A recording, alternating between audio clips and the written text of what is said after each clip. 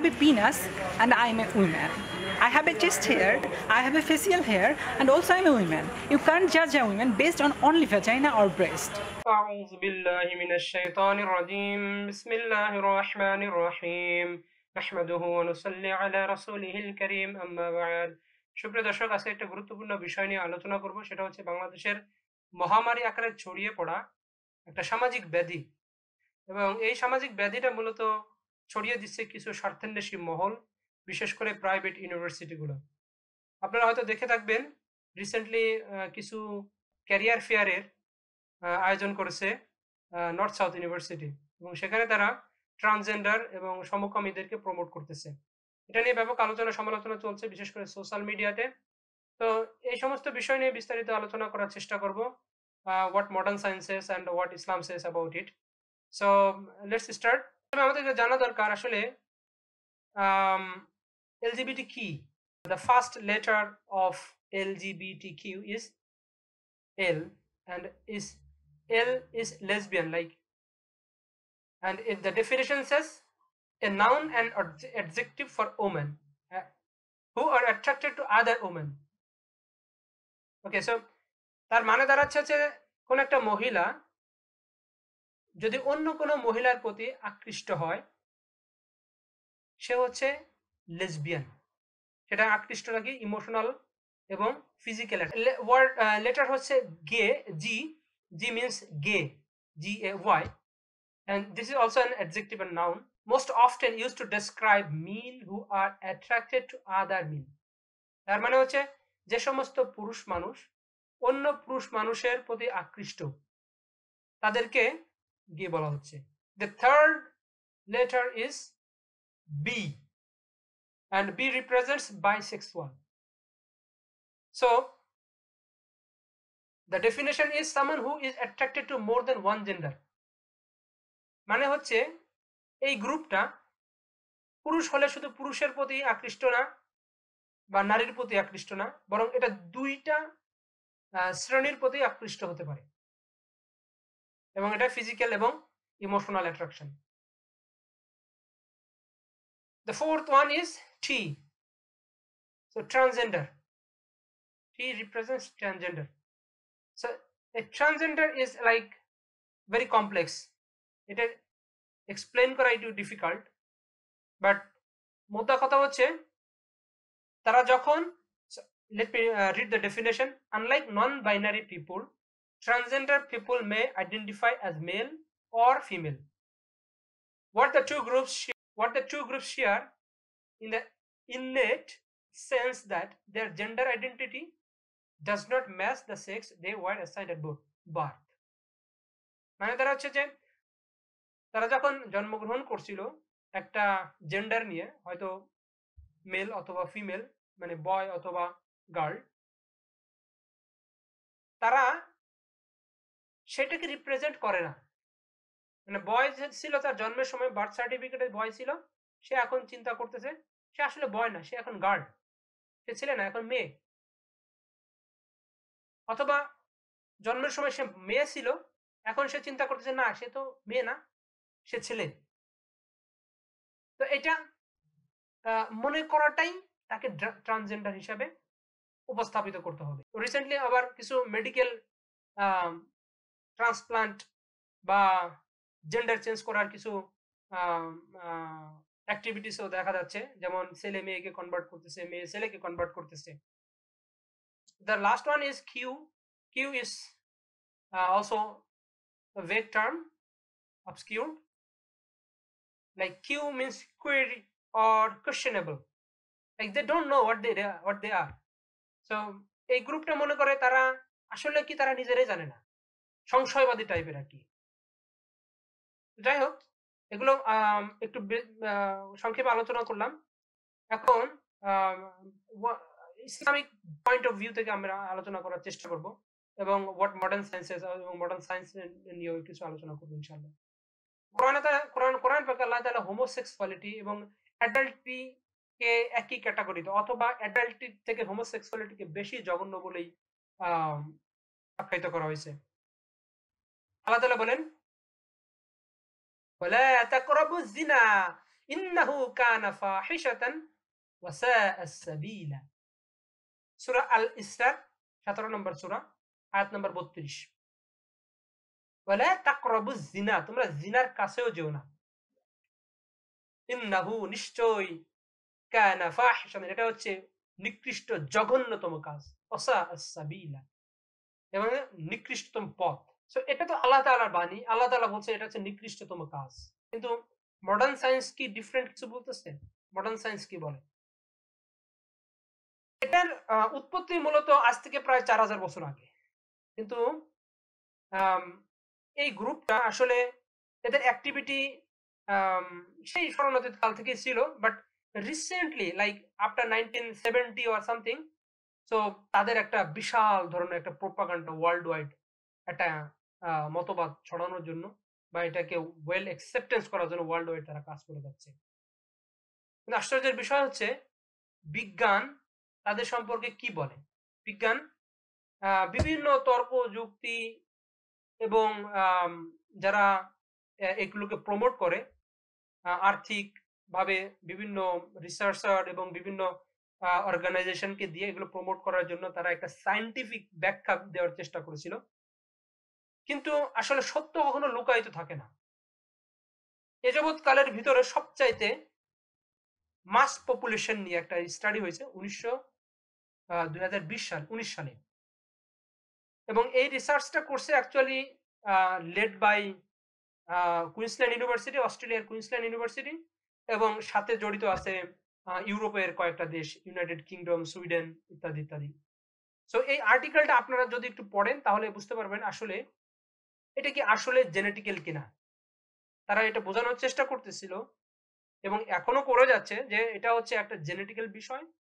It's a natural choice, so we don't have anything to do. So if God does something, we don't have hand on it.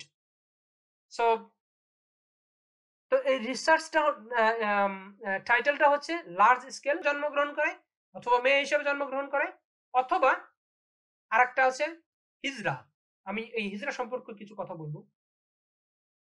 যারা বর্তমানে কিছু মানুষ আছে যে হিজরাকে ট্রান্সজেন্ডারে গুলিয়ে ফেলার চেষ্টা করতেছে, আসলে ব্যাপারটা সেরকম নয়। এই আর্টিকেলটা পাবলিশড হওয়ার পরে ওদের মাথায় হাত, যে এতদিন ধরে যেটা প্রতিষ্ঠিত করার চেষ্টা করলাম সেটাকে এখন বরবাদ হয়ে যাইতেছে। তো এই আর্টিকেলটা হচ্ছে প্রায় 500,000 মানুষের উপর একটা গবেষণা, জেনেটিক্যাল স্টাডি।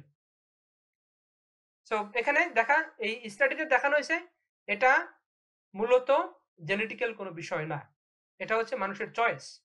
সো একজন আজকে মনে করতেছে সে বয় এবং সে সংসার করতেছে, তার স্ত্রী আছে।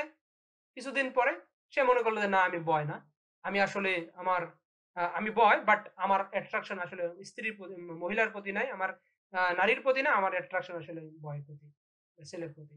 তখন সে হোমো হয়ে গেল, সে হোমোসেক্সুয়াল হয়ে গেল।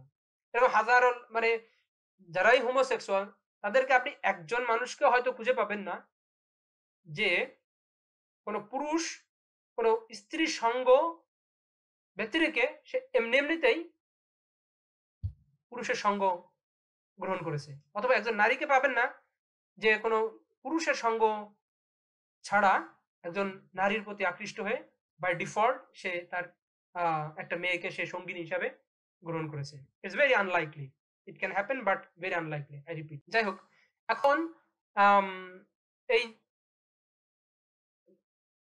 হোমোসেক্সুয়াল সম্পর্কে কোরআনে পাক আল্লাহ তাআলা কি বলছেন এবং এর ঘটনা কি, এর উৎপত্তি কি, সে সম্পর্কে একটু বিস্তারিত আলোচনা করার চেষ্টা করি ইনশাআল্লাহ। তো এই ঘটনাটা বেসিক্যালি লূত আলাইহিস সালামের সাথে সংশ্লিষ্ট, এই জন্য এদেরকে বলা হয় কওমে লূত, এবং আরবিতে এদেরকে বলা হয় লাওয়াত্তাত। লাওয়াত্তাত, ঠিক আছে? লেসবিয়ান বা গে যারা, মানে সমকামী যারা, তাদেরকে লাওয়াত্তাত বলা হয় আরবিতে। লূত আলাইহিস সালাম মূলত ইব্রাহিম আলাইহিস সালামের ভ্রাতুষ্পুত্র। হারান ছিল হচ্ছে ইব্রাহিম আলাইহিস সালামের ভাই, এবং তার ঔরজাত সন্তান হচ্ছে লূত আলাইহিস সালাম। আর আমরা জানি ইব্রাহিম আলাইহিস সালামের পিতা ছিল আজর, মূর্তি পূজক। তো ইব্রাহিম আলাইহিস সালাম যখন আল্লাহ তাআলার বাণী প্রচার করতে লাগলেন ইন ব্যাবিলিয়ন শহরে, ইরাকের পশ্চিম ইরাকের একটা শহর হচ্ছে ব্যাবিলন, আপনারা হয়তো জেনে থাকবেন ব্যাবিলিয়নের ঝুলন্ত উদ্যান বা ইত্যাদি ইত্যাদি আমরা বলে থাকি, এটা হচ্ছে প্রাকৃতিক পুরাকীর্তির একটা নিদর্শন এবং এখানে এটা একটা হিস্টোরিক্যাল সাইট।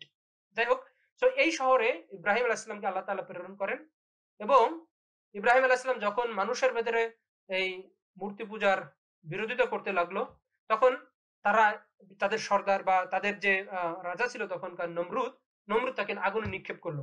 তার পিতাও তার কথায় ঈমান আনলো না এবং তিনি শেষ পর্যন্ত তার কথায় তার স্ত্রী সারাহ আলাইহিস সালাম, ভ্রাতুষ্পুত্র লূত লূত আলাইহিস সালাম, পরবর্তীতে তিনি নবুয়ত পেয়েছেন, লূত আলাইহিস সালাম ঈমান আনে। এই দুইজন ব্যক্তি ছাড়া আর কেউ ঈমান আনে নাই। তখন তাদের বাগদাদের এই ব্যাবিলন শহরের মানুষের নির্যাতনে তারা হিজরত করতে বাধ্য হয়। আল্লাহ তাআলার হুকুমে তারা সর্বপ্রথম সিরিয়াতে হিজরত করে এবং সিরিয়া থেকে পরবর্তীতে আবার প্যালেস্টাইন ফিলিস্তিনিতে তারা বাইতুল মাকদাসের কাছে আসে বা হিজরত। যখন তারা এই এলাকাতে আসে, তখন এই এলাকার জর্ডান নদীর পার্শ্ববর্তী যে একটা কওম ছিল, এই কওমের নাম ছিল সাদুম এবং আরেকটা কওমের নাম আমুরা। এটা হচ্ছে বাইবেলের ভার্সন বা দুইটা গোত্রের কথা বলা হয়েছে, বাট পবিত্র কোরআনে সাদুম গোত্রের কথাই আসছে বা তাফসির গুলোতে, best on my knowledge. Anyway, so এই দুইটা গোত্র গর্হিত এই কাজে লিপ্ত ছিল। তখন আল্লাহ তাআলা লূত আলাইহিস সালামকে নবুয়ত দান করলেন এবং ওই কওমের নিকট প্রেরণ করলেন এদেরকে আল্লাহর পথে ডাকার জন্য। তো এই ঘটনাগুলো আল্লাহ তাআলা মেইনলি সূরা হুদ এবং ৭ নম্বর সূরা আল আরাফে বর্ণনা করছেন। আমরা এখন আল্লাহ তাআলা কি বলছেন। সূরা হুদে আল্লাহ তাআলা ৬৯ নম্বর আয়াত থেকে শুরু। বিসমিল্লাহির রহমানির রহিম। ওয়ালাকাদ জাআত রাসূলুনা ইব্রাহিম বিল-বুশরা ক্বালু সালামান ক্বালা সালামুন ফামা লাবিসা আন জাআ বি'ইজলিন হানিজ। এটা হচ্ছে ৬৯ নম্বর আয়াত। এখানে আল্লাহ তাআলা বলছে, আমরা প্রেরিত ফেরেশতাগণ ইব্রাহিমের কাছে সুসংবাদ নিয়ে আসলো। তারা এসে বলল, তোমার প্রতি সালাম। সে বলল, তোমাদের প্রতিও সালাম। অতঃপর কি করলো? অনতিবিলম্বে সে ভুনা করা বাছুর নিয়ে আসলো। এখানে উল্লেখ্য যে ফিলিস্তিনে বাইতুল মাকদাসের কাছে যখন ইব্রাহিম আলাইহিস সালাম তার স্ত্রীকে নিয়ে আসলো, তখন তারা ছিল নিঃসন্তান এবং সেই নিঃসন্তান যে দম্পতি এই দম্পতির কাছে একটা সুসংবাদ নিয়ে আসলো ফেরেশতাগণ। এখানে এই ফেরেশতাগণ কারা? হযরত জিবরাইল আলাইহিস সালাম, ইসরাফিল আলাইহিস সালাম এবং মিকাইল আলাইহিস সালাম, এই তিনজন ফেরেশতা। যখন ইব্রাহিম আলাইহিস সালামের কাছে আসলো তারা, তো আরবের একটা ঐতিহ্য হচ্ছে তারা মেহমান আসলে খুব মেহমানদারি করার চেষ্টা করে। তো করার সাথে সাথে যখন তারা আসলো, তখন তাদের উপরে ভুনা বাছুর বা গরুর মাংস নিয়ে আসলেন ইব্রাহিম আলাইহিস সালাম। তাদেরকে খাবার দিলেন। খাবার দিলে তারা তো ফেরেশতা, তারা দুনিয়াবি যে জৈবিক চাহিদা আছে মানুষের বা জিনের, এগুলোর ঊর্ধ্বে। সুতরাং তারা খাচ্ছিল না, তাদের হাত বাড়াচ্ছিল না খাওয়ার প্রতি। তখন সেই ঘটনা আল্লাহ তাআলা কিভাবে কোরআনে বলতেছেন, ফালাম্মা রাআইনিয়াহুম লা তাসিলু ইলাইহি নাকিরাহুম ওয়া আওজাসা মিনহুম খিফাতান ক্বালু লা তাখাফ ইন্না উরসিলনা ইলা কওমি লূত। ৭০ নম্বর আয়াত। অর্থ হচ্ছে, অতঃপর যখন সে দেখতে পেল তাদের হাতে এর প্রতি পৌঁছাচ্ছে না, মানে তারা খাবারের প্রতি হাত বাড়াচ্ছে না, তখন তাদেরকে স্বাভাবিক মনে করলো না। ইব্রাহিম আলাইহিস সালাম এই লোক, তারা আসলে মানুষের রূপে আসছিল, তো এই লোকদেরকে স্বাভাবিক মনে করলো না। এবং আরবের একটা ঐতিহ্য হচ্ছে, যদি কেউ খাবার অফার করে, খাবার দেওয়া হয়, তারা যদি খাবার গ্রহণ না করে, তাহলে বুঝতে হবে যে সে শত্রুপক্ষ। তারা এটা মনে করতো তারা পক্ষ থেকে আসছে, কোনো একটা ক্ষতি করবে। তো ইব্রাহিম আলাইহিস সালাম ঠিক তেমনি ভাবে ভয় পেয়ে গেল এবং ভীত অনুভব করলো এবং তারা বলল, এবং পরবর্তীতে ফেরেশতারা বলল, তারা বলল, ভয় করো না, নিশ্চয়ই আমরা লূতের কওমের কাছে প্রেরিত হয়েছি। ইত্যবসরে তার স্ত্রী পর্দার আড়ালে অথবা দরজার উপরে, বিভিন্ন মতভেদ আছে, দরজার উপরে দাঁড়িয়েছিল সারা আলাইহিস সালাম। তো তিনি কি বললেন? সেই কথা আল্লাহ তাআলা বলেন, ওয়া আমরাতুহু কাইমাতুন ফাদাহিকাত ফাবাশশারনাহা বিইসহাকা ওয়া মিন ওয়ারাই ইসহাকা ইয়াকুব। আর তার স্ত্রী দাঁড়ানো ছিল, সে হেসে উঠল। যখন এই কথা শুনল, সে হেসে উঠল। তারপর আমি তাকে সুসংবাদ দিলাম ইসহাক এবং ইসহাকের পরে ইয়াকুবের। মানে ওই সুসংবাদটা কি ছিল সেটা আগের আয়াতে বলা হয় নাই, কিন্তু এই সুসংবাদটা ছিল হচ্ছে কার সুসংবাদ? তারা যে সন্তান গ্রহণ করে, পরবর্তী আয়াতে আসবে, তারা যখন সন্তান হবে, এই সুসংবাদটা যখন দিল, এই সংবাদটা সারা আলাইহিস সালাম দরজার আড়াল থেকে শুনলো এবং তিনি হেসে উঠল এবং বলল, কি বলল? قالت يا ليتن ألد وأنا عجوز وهذا بعلي شيخا إن هذا لشيء عظيم। إن নিশ্চয় হচ্ছে লাসাইয়ুন কথা, আজিব মানে আজিব কথা, আশ্চর্যজনক কথা। এর কি কথা সেটা? হায় কি আশ্চর্য, আমি সন্তান প্রসব করবো অথচ আমি বৃদ্ধা এবং আমার স্বামীও বৃদ্ধা। আমি বৃদ্ধা, আমার স্বামী বৃদ্ধ। এটা তো অবশ্যই একটা আশ্চর্যজনক কথা। এই কথাটা সারা আলাইহিস সালাম বললেন এবং উত্তরে ফেরেশতারা কি বলল? ৭৩ নম্বর আয়াতে, قالوا أتعجبين من أمر الله رحمة الله وبركاته عليكم أهل البيت إنه حميد مجيد। তারা বলল, আল্লাহর সিদ্ধান্তে তুমি আশ্চর্য হচ্ছ হে নবী পরিবার, তোমাদের উপর আল্লাহর রহমত ও বরকত নাজিল হোক, নিশ্চয়ই প্রশংসিত, তিনি প্রশংসিত ও সম্মানিত। ঘটনাটা আবার সূরা ৭০ নম্বর আয়াতে আল্লাহ তাআলা বলেন, فلما ذهبا عن إبراهيم الراع وجاءته البشرى يجادلنا في قوم لوط। যখন ইব্রাহিম থেকে ভয় দূর হলো এবং তাদের কাছে সুসংবাদ এলো, তখন সে লুতের কওম সম্পর্কে আমার সাথে বাদানুবাদ করতে লাগলো। এইটা হচ্ছে ইব্রাহিম আলাইহিস সালাম যখন শুনতে পারলো যে তারা কওমে লুতের কাছে তাদের ধ্বংস করার জন্য আসছে, তখন ইব্রাহিম আলাইহিস সালাম তাদের সাথে আর্গুমেন্টে গেল। কি জন্য আর্গুমেন্টে গেল সেটা অবশ্যই এখানে বলা নাই, বাট এটা সূরা আল আনকাবুতে ৩১ এবং ৩২ নম্বর আয়াতে আল্লাহ তাআলা বলছেন। সেটা কি বলছে? যে ইব্রাহিম আলাইহিস সালাম বলল, আপনারা যে ওখানে ধ্বংস করতে যাচ্ছেন, ওখানে তো লূত আছে।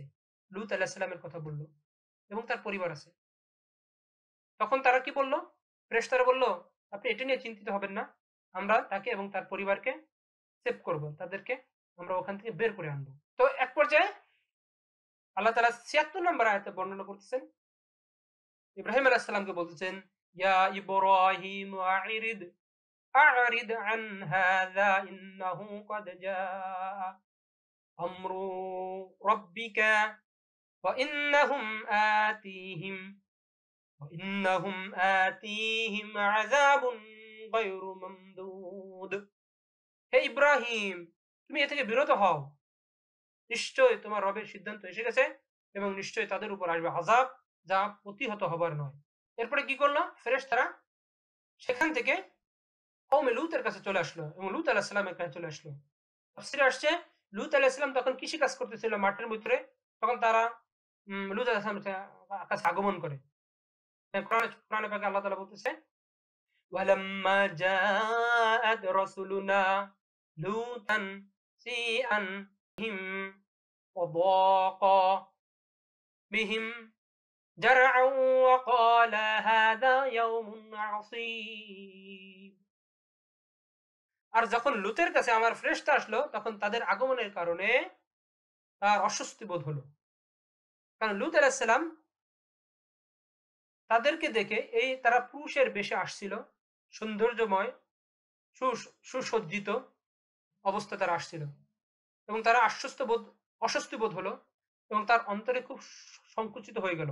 আর সে বলল, এত এক কঠিন দিন, কারণ সে তার কওম সম্পর্কে জানে যে তারা যদি কোনো পুরুষ পায় তাহলে তাদের সাথে অপকর্ম করার জন্য ধাবিত হয়। এই কথাটা আল্লাহ তাআলা আরো অন্য আয়াতে উল্লেখ করেছেন সূরা আল আরাফে সিমিলার আয়াত। সেটা হচ্ছে সূরা আল আরাফের ৮০ নম্বর আয়াত। এখানে আল্লাহ তাআলা বলেন ওয়ালুতান ইয ক্বালা লিকওমিহি আতা'তুনাল ফাহিশাতা মা সাবাকাকুম বিহা মিন আহাদিম মিনাল আলামিন। আর আমি লুতকে পাঠিয়েছিলাম যখন সে তার জাতিকে বলেছিল তোমরা এমন অশ্লীল কাজ করছো যা তোমাদের পূর্বে সৃষ্টিকুলের কেউ করে নাই। সূরা আল আরাফের ৮০ নম্বর আয়াতে আল্লাহ তাআলা এটা বলছে। এবং পরবর্তী আয়াতে আল্লাহ তাআলা আবার বলছেন ইন্নাকুম লাতা'তুনার রিজালা শাহওয়াতান মিন দুনিন নিসাই বাল আনতুম কওমুম মুসরিফুন। তোমরা তো নারীদের ছাড়া পুরুষদের সাথে কামনা পূর্ণ করছো, বরং তোমরা সীমা লঙ্ঘনকারী কম। ৮১ নম্বর আয়াতে আল্লাহ তাআলা বলছেন। তো যাই হোক সূরা হুদে আবার ফিরে আসি। সূরা হুদের পরবর্তী আয়াতগুলোতে কি বলছে আল্লাহ তাআলা? ৭৮ নম্বর আয়াতে বলছেন وجاءه قومه يهرعون إليه ومن قبل كانوا يعملون السيئات قال يا قوم هؤلاء بناتي هن أطهر لكم فاتقوا الله ولا تخزوني في ضيفي أليس منكم رجل رشيد। তার কওমের লোকেরা যে কথা বলতেছিলাম যে রাসূল কওমে লূত আলাইহিস সালাম চিন্তিত হয়ে গেল, বিষণ্ণ হয়ে গেল এবং চিন্তাগ্রস্ত হয়ে গেল যে এদেরকে তো এই কওম আক্রমণ করবে। ঠিক সেই কথাটাই আল্লাহ তাআলা কোরআনে বলতেছে। তার কওমের লোকেরা হুড়মুড় করে তার কাছে ছুটে আসলো, কওমের লোকেরা। কারণ আগে থেকে তারা এই এরকম অসৎ কাজে লিপ্ত ছিল। সে বলল, হে আমার সম্প্রদায়, লূত আলাইহিস সালাম বলতেছে তার সম্প্রদায়কে, এই আমার নিজের বা নিজের জাতির, হতে পারে সেটা নিজের বা নিজের জাতির কথা এখানে রাসূল বলতেছেন, নবী বলতেছেন কন্যারা আছে। রাসূল নবী কি বলতেছে? আমার কন্যারা আছে। এখানে এই কন্যারা বলতে হয়তো নিজের কন্যা হতে পারে অথবা তার জাতির কন্যা হতে পারে। কারণ রাসূলরা যখন আসে কোন একটা গোত্রে, ওই গোত্রের আধ্যাত্মিক পিতা হিসেবে তাদেরকে গণ্য করা হয়। সেই হিসাবে পুরো জাতির কন্যা, জাতির নারী জাতিকে তারা কন্যা হিসাবে সম্বোধন করতে পারে। তো রাসূল নবী বলতেছে, লূত আলাইহিস সালাম বলছে তারা তোমাদের জন্য অধিক পবিত্র বিবাহ সাপেক্ষে, কাজেই তোমরা আল্লাহকে ভয় করো আর আমার মেহমানদের ব্যাপারে আমাকে লজ্জিত করো না। তোমাদের মধ্যে কি একটিও ভালো মানুষ তারা কি বলতেছে? আল্লাহু আকবার।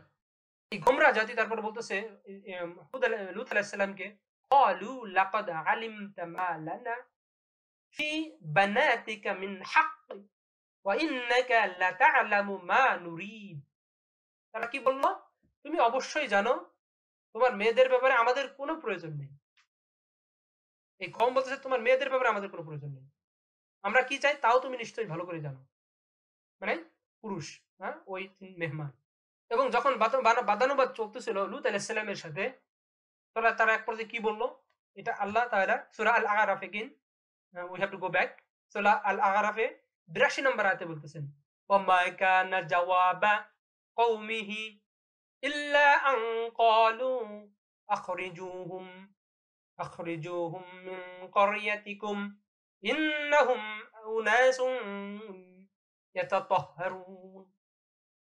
তার কওমের উত্তর কেবল এই ছিল যে তারা বলল তোমাদের জনপদ থেকে বের করে দাও। তাদেরকে তোমাদের জনপদ থেকে বের করে দাও। মানে লূত আলাইহিস সালামকে, মানে এই কওম নিজেদের ভিতরে বলাবলি করতেছিল। একজন আরেকজনকে বলতেছিল, এক গ্রুপ আরেক গ্রুপকে বলতেছিল যে এদেরকে এই জনপদ থেকে, মানে লূত আলাইহিস সালামকে জনপদ থেকে বের করে দাও। নিশ্চয়ই তারা এমন লোক যারা অতি পবিত্র হতে চায়। মানে এটা অ্যাঙ্কার করে বলতেছে অনেকটা যে তারা খুব পবিত্রতার বড়াই দেখাইতেছে বা খুব পবিত্রতার ভান দেখাইতেছে। সো এদেরকে বের করে দাও, কিক দেম আউট। এটা বলতেছে লূত আলাইহিস সালামের এই কওম। তখন লূত আলাইহিস সালাম লূত আলাইহিস সালাম তখন পর্যন্ত জানতে পারেনি এরা হচ্ছে আল্লাহ তাআলা প্রেরিত ফেরেশতা। তখন লূত আলাইহিস সালাম খুব অসহায় ফিল করলো এবং আল্লাহর নিকট প্রার্থনা করলো, দোয়া করলো। এবং এই ঘটনা ৮০ নম্বর পরবর্তী আয়াতে আল্লাহ তাআলা হুবহু উল্লেখ করছেন। ক্বালা, সে বলল, লাউ আন্না লি বিকুম কুওয়াতান আও আউইয়া ইলা রুকুনিন শাদীদ। তোমাদেরকে দমন করার ক্ষমতা যদি আমার থাকতো, মানে এটা আল্লাহ নবী আফসোস করতেছে, তোমাদেরকে দমন করার ক্ষমতা যদি আমার থাকতো, যদি আমার সেই স্ট্রেংথ বা পাওয়ার থাকতো, আমার যদি সেরকম কম থাকতো, নিজের গোত্র থাকতো, অথবা যদি সেটাও না থাকতো, অথবা যদি কোনো মজবুত আশ্রয় থাকতো যেখানে আমি আশ্রয় নিতে পারতাম। তো লূত আলাইহিস সালামের ডিফেন্ড করারও ক্ষমতা ছিল না, তার আশ্রয় নেওয়ার কোনো ক্ষমতা ছিল না। তখন সে আল্লাহর কাছে ফিরে গেল এবং আল্লাহর কাছে দোয়া করল। এবং এই ঘটনাটাই, এই আয়াতটাই সিমিলার আয়াত আল্লাহ তাআলা সূরা অন্য আয়াতে, অন্য সূরাতে অবতীর্ণ করেছেন। আয়াত নাম্বার সূরা আল আনকাবুতের আয়াত নাম্বার ৩০ এ। কি বলতেছেন? নবী কি বলতেছে? ক্বালা রাব্বি আনসুরনি আলাল কওমিল মুফসিদিন। লূত আলাইহিস সালাম বলল, হে আমার রব, আপনি আমাকে এই বিপর্যয় সৃষ্টিকারী সম্প্রদায়ের বিরুদ্ধে সাহায্য করুন। এরপরে আল্লাহ তাআলা ৮১ নম্বর আয়াতে কি বলতেছে? ক্বালু ইয়া লূত ইন্না রাসূলু রাব্বিকা লান ইয়াসিলু ইলাইকা ফাআসরি বিআহলিকা বিফিদ'in মিনাল লাইলি ولا يلتفت منكم أحد إلا امرأتك إنه مصيبها ما أصابهم إن موعدهم للصبح أليس الصبح بقريب। তারা বলল, হে লূত, আমরা তোমার রবের এখন ফেরেশতারা, এই যে ৩ জন মেহমান আসছিল, তারা নিজেদের পরিচয় দিচ্ছে এবং সান্ত্বনা দিচ্ছে লূত আলাইহিস সালামকে। তারা বলল, হে লূত, আমরা তোমার রবের প্রতি প্রেরিত ফেরেশতা, তারা কখনো তোমার কাছে পৌঁছাতে পারবে না। সুতরাং তুমি তোমার পরিবার নিয়ে রাতের কোনো এক অংশে রওনা হও, আর তোমাদের কেউ পিছু তাকাবে না। তবে তোমার স্ত্রী রওনা হবে না, কেননা তাকে তাই আক্রান্ত করবে যা তাদেরকে আক্রান্ত করবে। নিশ্চয়ই তাদের আযাবের নির্ধারিত সময় হচ্ছে সকাল, সকাল কি নিকটে নয়? তখন লূত আলাইহিস সালামকে ফেরেশতারা তার ওই সম্প্রদায় ত্যাগ করার জন্য সকালের আগেই ত্যাগ করার জন্য নির্দেশ দিল, তবে তার স্ত্রীকে ব্যতীত। আল কামারের ৩৭ নম্বর আয়াতে আল্লাহ তাআলা পরে কি ঘটছিল সেটা বর্ণনা করছে। তার আগে ৮৩ নম্বর আয়াতে কি বলছে আল্লাহ তাআলা সেটা দেখি। মানে তখন ফাআনজাইনাহু ওয়া আহলাহু ইল্লা আমরাতাহু কানাত মিনাল গাবিরিন। তাই আমি তাকে ও তার পরিবারকে রক্ষা করলাম। আল্লাহ তাআলা বলতেছে, তাকে এবং তার পরিবারকে রক্ষা করলাম, তবে তার স্ত্রী ছাড়া। সে ছিল পিছনে যাওয়া লোকদের, মিনাল গাবিরিন, পিছনে যাওয়া লোকদের অন্তর্ভুক্ত। ৮৩ নম্বর আয়াত। এই লূত, কওমে লূত যখন লূত আলাইহিস সালামের সাথে বাদানুবাদ করতেছিল এবং তাদের আক্রমণ করার জন্য উদ্যত হচ্ছিল, তখন তাদেরকে প্রাণপণে চেষ্টা করতেছিল লূত আলাইহিস সালাম নিবারণ করার জন্য। সেই ঘটনা আল্লাহ তাআলা সূরা আল কামারে বর্ণনা করেছে ৩৭ নম্বর আয়াতে। তারা অবশ্যই তার লূতের কাছ থেকে তার মেহমানদের অসৎ উদ্দেশ্যে দাবি করলো, মেহমানদেরকে অসৎ উদ্দেশ্যে দাবি করলো। তখন আমরা তাদের দৃষ্টিশক্তি লোপ করে দিলাম। তখন জিব্রাইল আলাইহিস সালাম তার হাত দিয়ে তাদের মুখে একটা ঝাপটা মেরে দিল। এই ঝাপটা মেরে দেওয়ার ফলে কি করলো? তাদের চোখ অন্ধ হয়ে গেল এবং তারা আর কিছু দেখতে পারলো না। সেই কথা আল্লাহ বলতেছেন, তাদের দৃষ্টিশক্তি লোপ করে দিলাম এবং বললাম, আস্বাদন করো আমার শাস্তি এবং ভীতির পরিণাম। সূরা হুদের লাস্ট যে আয়াতে আল্লাহ তাআলা শেষ করছে এই ঘটনাটা, সেটা হচ্ছে ৮২ নম্বর আয়াত।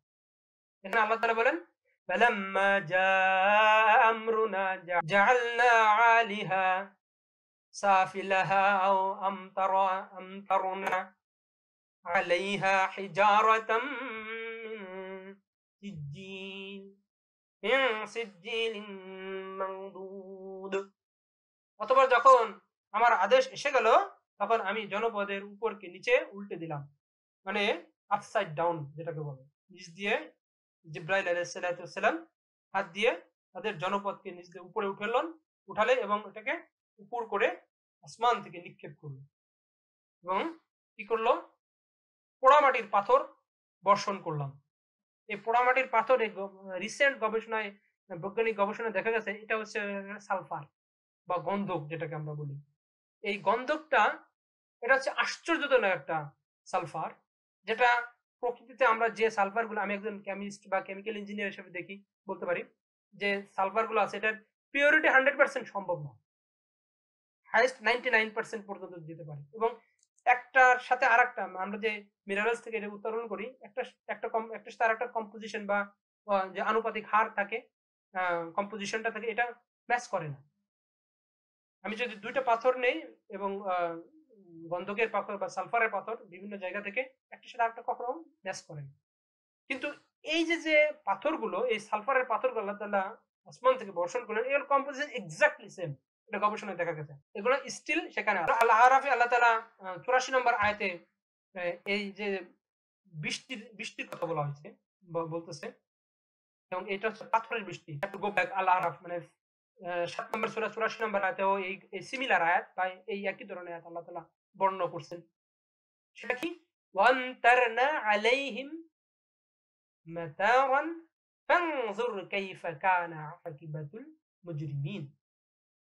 তাদের উপর এক পাথর বৃষ্টি বর্ষণ করলাম, বর্ষিয়ে দিলাম, তারপর দেখো অপরাধের পরিণতি কি হয়েছিল। এই সিমিলার আয়াত বা এই ঘটনার সার সংক্ষেপ আল্লাহ তাআলা সূরা আল হিজরে আয়াত নম্বর ৭৩ থেকে ৭৭ বর্ণনা করছেন।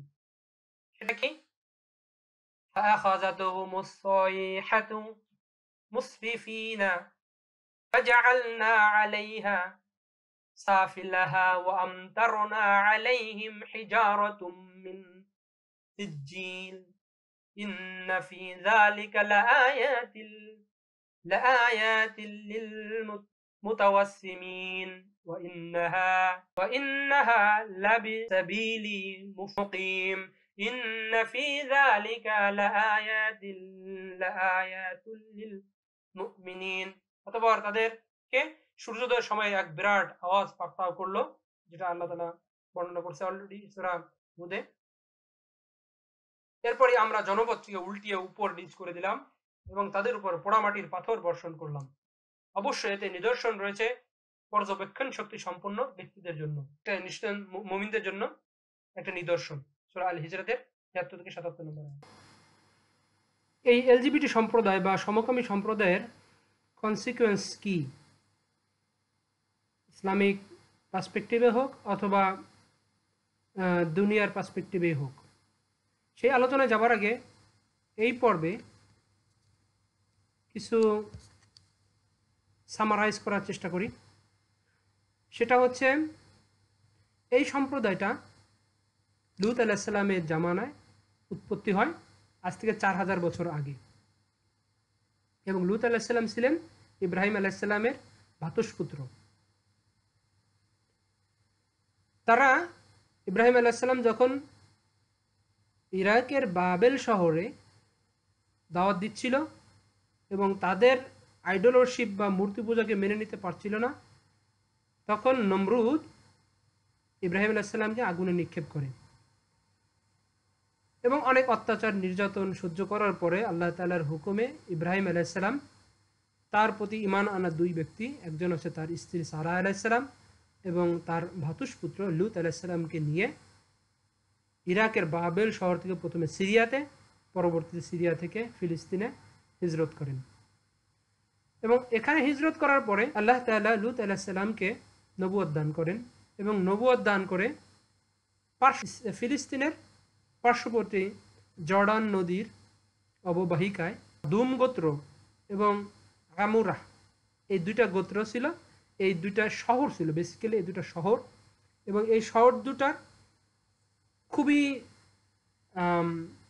জাঁকজমকপূর্ণ ছিল, সুজলা সফলা শস্য শ্যামলা যে আমরা বলি এরকম গ্রিন ছিল, অনেক ফসল হতো, খুব নামকরা ছিল তখনকার জামানায়। এই শহরের যে কমটা ছিল, এই কমটা আসলে এই হোমোসেক্সুয়াল ছিল। তো তাদের নসিহতের জন্য আল্লাহ তাআলা লূত আলাইহিস সালামকে প্রেরণ করেন এবং লূত আলাইহিস সালাম তাদের প্রতি দাওয়াত দেন, কিন্তু তার দাওয়াতে কর্ণপাত না করে তার মেহমান হিসাবে আল্লাহ তাআলা যে ফেরেশতা পাঠিয়েছিলেন সেই ফেরেশতাদের উপর আক্রমণ চালাতে উদ্যত হয়। তো তার আগে এই ফেরেশতারা ইব্রাহিম আলাইহিস সালামের কাছে আসে ফিলিস্তিনে, এবং এই ফেরেশতারা ছিলেন জিবরাইল আলাইহিস সালাম, ইসরাফিল আলাইহিস সালাম এবং মিকাইল আলাইহিস সালাম, এই তিনজন ফেরেশতা। এরা লূত আলাইহিস সালামের গোত্রে আসার আগে ইব্রাহিম আলাইহিস সালামকে একটা সুসংবাদ দেয়, সেটা হচ্ছে ইসহাক আলাইহিস সালামের আগমনের সুসংবাদ। তো তার স্ত্রী ছিল তখন খুবই বৃদ্ধা, ইব্রাহিম আলাইহিস সালামও তখন বৃদ্ধ ছিল। বাইবেলের বর্ণনা থেকে জানা যায় যে তখন ইব্রাহিম আলাইহিস সালামের বয়স ছিল 110-এর মতো। তো তখন ইব্রাহিম আলাইহিস সালাম এবং তার স্ত্রী সারা আলাইহিস সালাম এই যখন সুসংবাদ শুনলেন, তারা আশ্চর্যান্বিত হলেন। বিশেষ করে সারা আলাইহিস সালাম হেসে দিলেন, বললেন যে আমি এখন বৃদ্ধা, আমার কিভাবে এখন সন্তান হবে? তখন আল্লাহ ফেরেশতারা বললেন, আল্লাহ তাআলা চাইলে সবকিছুই পারে, তুমি এতে আশ্চর্যান্বিত হয়ে না, আল্লাহ তাআলা তোমার উপর রহমত বর্ষিত করুক। তো এনিওয়ে, তখন ইব্রাহিম আলাইহিস সালাম তাদের সাথে তর্কে জড়ালেন, আর্গুমেন্টে গেলেন যে তোমরা যে এই কওমে লূতকে ধ্বংস করতে যাচ্ছ, সেখানে তো লূত আলাইহিস সালাম আছে, তার পরিবার আছে, তো তারাও তো ধ্বংস হয়ে যাবে। তিনি চাচ্ছিলেন না এইখানে গজব বা আযাব নাজিল হোক, কিন্তু আল্লাহ তাআলা অ্যাসিওর করলেন যে এটা আল্লাহর তরফ থেকে নির্ধারিত হয়ে গেছে, তুমি আর এখানে তোমার কোনো কথাই আর এখানে কাজে আসবে না। তো এরপরে ওই ফেরেশতারা চলে আসলো লূত আলাইহিস সালামের কাছে। তাফসীরের বর্ণনা আসছে লূত আলাইহিস সালাম তখন মাঠে কাজ করতেছিলেন, কিন্তু যখন এই ফেরেশতারা আসলেন এবং বললেন আমি আপনার মেহমানদারি গ্রহণ করতে চাই, তো লূত আলাইহিস সালাম তখন শঙ্কিত হয়ে গেলেন, কারণ সে তার উম্মত সম্পর্কে জানে, গোত্র সম্পর্কে জানে যে তারা তো যদি কোনো পুরুষ পায় তাহলে তাদেরকে উপর আক্রমণ চালাবে অনৈতিক কাজ করার জন্য। তো এই ভয়ে ভীত হয়ে তিনি তাদেরকে বাড়িতে নিয়ে আসলেন। ইত্যবছরে তার স্ত্রী এই ঘটনা, এই কথা তার কওমকে জানিয়ে দিল, কারণ তার স্ত্রী ছিল ফাসিক, অবিশ্বাসী, সেও ছিল সমকামীদের অন্তর্ভুক্ত। তো সে যখন এই কথা, এই মেহমানদের কথা তার গোত্রকে সম্প্রদায়কে জানিয়ে দিল, তখন তারা এসে হুড়মুড় খেয়ে লূত আলাইহিস সালামের বাড়িতে আক্রমণ করলো এবং তাদেরকে চাইল। তখন লূত আলাইহিস সালাম তাদেরকে বলল, এরা আমার মেহমান, আমার কন্যা সন্তানরা আছে, তোমরা তাদেরকে বিয়ে করো, তারা এদের থেকে উত্তম, এরা হচ্ছে আমার মেহমান, তুমি এদেরকে অপদস্থ করো না। তখন আল্লাহ তাআলার কাছে লূত আলাইহিস সালাম সাহায্য প্রার্থনা করলেন, এ আল্লাহ, আমার যদি শক্তি থাকতো এদেরকে প্রতিহত করার, অথবা আমি যদি এমন আশ্রয় স্থান পাইতাম যেখানে আমি চলে যেতে পারতাম। তখন আল্লাহ তাআলা ফেরেশতাদেরকে তাদের পরিচয়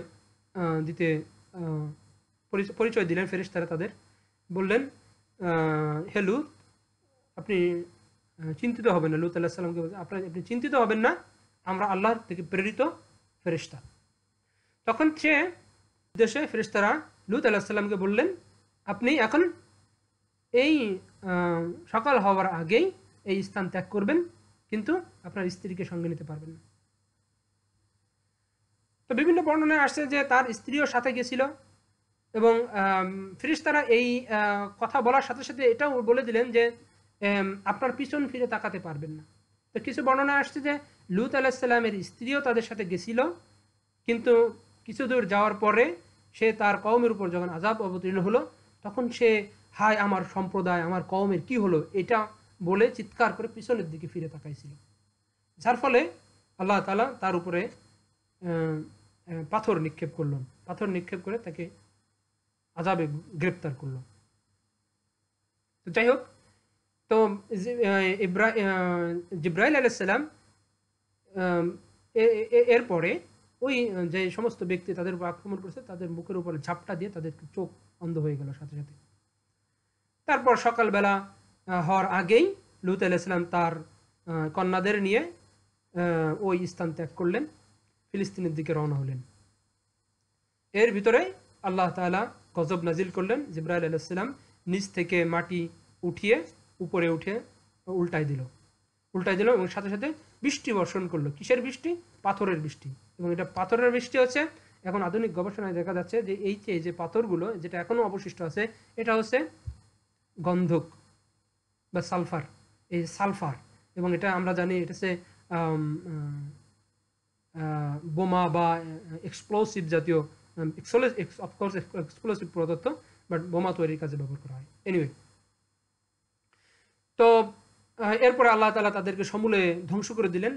এই যে স্থানটা, এই স্থানটাকে এখন বলা হয় ডেড সি বা লুত সাগর বা মৃত সাগর। এই সাগরটা এমন বৈশিষ্ট্য যেটা অন্য কোনো সাগরের সাথে এর মিল নাই। সেটা কি? এখানে কোনো জীব বসবাস করতে পারে না, এখানে কোনো জীব জন্তু বাঁচতে পারে না, সাস্টেন করতে পারে না। এখানে লবণের পরিমাণ এতই বেশি, এবং এখানে মানুষ ভেসে থাকতে পারে, কোনো সাঁতার কাটতে প্রয়োজন হয় না। এবং এটা হচ্ছে দুনিয়ার ভিতরে সবচেয়ে গভীরতম স্থান, স্থলভাগের ভিতরে গভীরতম স্থান। বিভিন্ন আর্টিকেল আমি দেখেছি এটা হচ্ছে 400 মিটার গভীর সমতল ভাগ থেকে। যাই হোক, আল্লাহ তাআলার গজব তাদের উপর নাজিল হয়, তারা সমূলে ধ্বংস হয়ে যায়, এবং সেই নিদর্শন আল্লাহ তাআলা এখনও রেখে দিছে। বর্তমানে যারা এই সম্প্রদায়ের অধিভুক্ত, তাদের প্রতি আল্লাহ তাআলা এই নিদর্শন রেখে দিছে। তারা যদি একটু চিন্তা ফিকির করে বা ওই এলাকায় যায় এবং ইতিহাস পড়ে, not necessarily this is in Quran আর হাদিথ। সো যারা অন্য ধর্মের অবলম্বী অনুসারী, বিশেষ করে খ্রিস্টানিটি বা ইয়াহুদি, তো তাদের কিতাবে এই সমস্ত বিষয়গুলো পুঙ্খানুপুঙ্খানুভাবে, যদিও বিকৃত হয়ে গেছে অনেকটা, তারপরেও এর অনেক ইতিহাস বা ঘটনা এই বাইবেল এবং ওল্ড টেস্টামেন্টে আছে।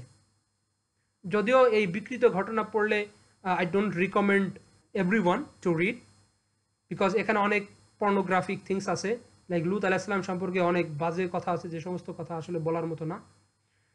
তবে মূল মেসেজ যেটা, সেই মেসেজটা এখানে আছে এবং এই ঘটনার বর্ণনা এখানে আছে।